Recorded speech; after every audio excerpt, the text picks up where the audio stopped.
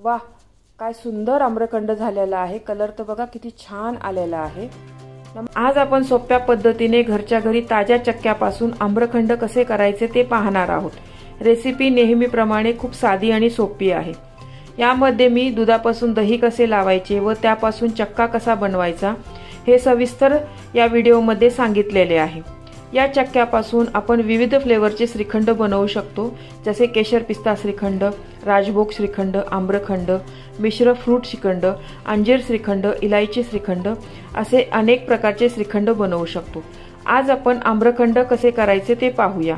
अक्षयतृतीयेला घरोघरी आंब्याच्या रेसिपी केल्या जातात। कोणी आमरस पुरी, तर कोणी पुरणाची पोळी व आंब्याचा रस, तर कोणी आम्रखंड, तर कोणी आंब्याची पुरणपोळी करतात। याची पण रेसिपी आधीच मी आपल्या चॅनलवर अपलोड केलेली आहे। ती पण रेसिपी खूप छान आहे, तुम्ही नक्की करून पहा, खूप आवडेल तुमच्या घरी सर्वांना। आंब्याच्या बऱ्याच रेसिपी चॅनलवर मी आधीच अपलोड केलेल्या आहे, त्यांची लिंक डिस्क्रिप्शन बॉक्समध्ये दिलेली आहे। चला तर वेळ न घालवता टेस्टी आम्रखंड कसे करायचे ते पाहूया। हे पहा, आपले मस्त आम्रखंड तयार झालेले आहे। चवीला खूपच छान लागते हे आम्रखंड। पूर्ण रेसिपी पाहण्यासाठी माझ्या फोटोच्या खालील त्रिकोणावर क्लिक करा, जेणेकरून तुम्ही त्या रेसिपीवर जाल।